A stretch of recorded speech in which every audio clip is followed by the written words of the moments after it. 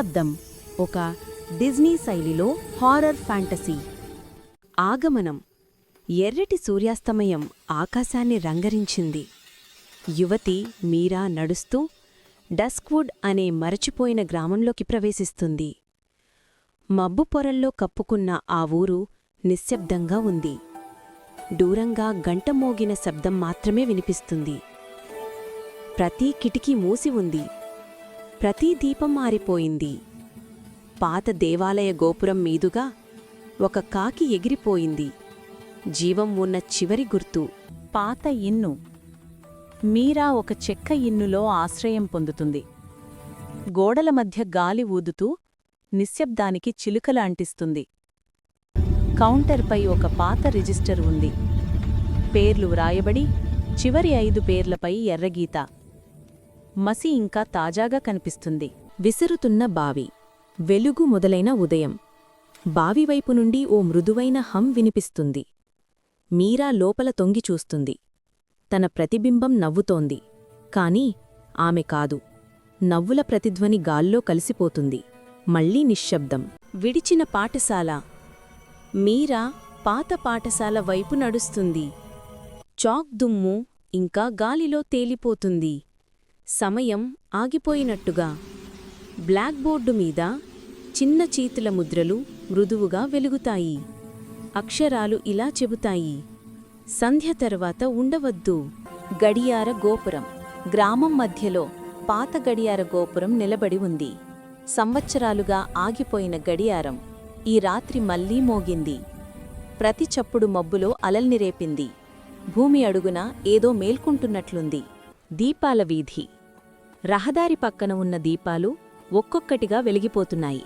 వాటి జ్వాలలు నీలి వెలుగులో నాట్యమాడుతున్నాయి. నీరా వాటిలో నడుస్తోంది. ఆమె నీడ పొడుగ్గా వంకరగా మారుతూ నవ్వుతోంది. గాలిలోని నిశ్శబ్దం. గాలి ఆమె పేరును పిలుస్తుంది. గోడలలో, చెట్లలో, నీటి మడుగుల్లోనూ అదే శబ్దం. తిరిగి చూసినప్పుడు ఎవ్వరూ లేరు. కాని అడుగుల ముద్రలు ఆలయ వెనుక అరణ్యంలోకి తీసుకెళ్తాయి. నీడల ఆలయం. దేవాలయంలో గోడలపై చిత్రాలు చెబుతున్నాయి ఒక శాపకథను. దేవతను లోభంతో మూగచేసిన గ్రామం, దానికి ప్రతిగా శాపం. బలిపీఠంపై విరిగిపోయిన దేవత విగ్రహం ఉంది. కళ్ళు లేవు. నోరు బంగారు తంతితో కుట్టబడి ఉంది. దీపాల గది. వందలాడి దీపాలు వెలుగుతున్న గదిలో మీరా ప్రవేశిస్తుంది. దీపాలు కరిగడం లేదు.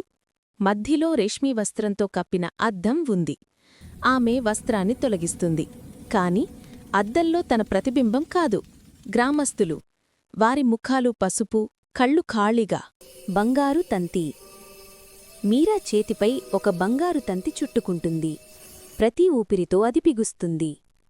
దేవతా విగ్రహానికి అదే తంతి కట్టబడి ఉంది. అది సజీవంగా కొట్టుకుంటుంది. విసురులు చెబుతాయి: ఆమెను విముక్తి చేయి, లేక మాతో కలవు. అంతర్భాగం. నేల కంపిస్తోంది. మీరా పగుళ్లలో పడిపోతుంది. భూమి అడుగున పాత ప్రార్థనలతో నిండిన గది ఉంది. గ్రామస్థుల విగ్రహాలు వలయంగా నిలబడి ఉన్నాయి. ముఖాలు సజీవంగా కనిపిస్తున్నాయి.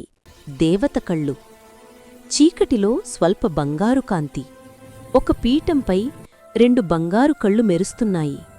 మీరా వాటిని ఎత్తగానే గోడలు బంగారమై కరుగుతున్నాయి. దేవత స్వరం వినిపిస్తుంది: నా చూపు తిరిగి ఇవ్వు. మేల్కొలుపు. మీరా కళ్లను విగ్రహంలో ఉంచుతుంది. బంగారు తంతులు తెగిపోతాయి. దేవాలయం వెలుగుతో మునిగిపోతుంది. విగ్రహాలు ధూళిగా మారిపోతాయి. వెలుగు మాయమైనప్పుడు డస్క్వుడ్ మళ్లీ నిశ్శబ్దంలో నిలుస్తుంది. కాలం ఆగిపోయినట్టుగా. ఉదయ అద్దం. ఉషోదయం. మీరా దేవాలయ అద్దం ముందు నిలబడి ఉంది. అద్దంలో ఆమె తలపై బంగారు కిరీటం. ముఖంలో బాధతో కూడిన చిరునవ్వు. బయట గ్రామస్థులు మళ్లీ జీవిస్తున్నారు. కాని ఆమె మాత్రం వెళ్లదు. నిత్య నిశ్శబ్దం. ఏళ్ల తరువాత ప్రయాణికులు డస్క్వుడ్ గుండా వెళ్లినప్పుడు ఆలయ ద్వారం వద్ద ఒక నీడను చూస్తారు. ప్రతి సాయంత్రం ఆ నీడ దీపాలు వెలిగిస్తుంటుంది. వారు చెబుతారు: సాయంత్రం మీరు జాగ్రత్తగా వింటే ఆమె స్వరం వినిపిస్తుంది. కొన్ని శాపాలు, సమయంతో మరిచిన వాగ్దానాలు. మబ్బులు మళ్లీ చుట్టుకుంటాయి. గంటలు మోగుతాయి.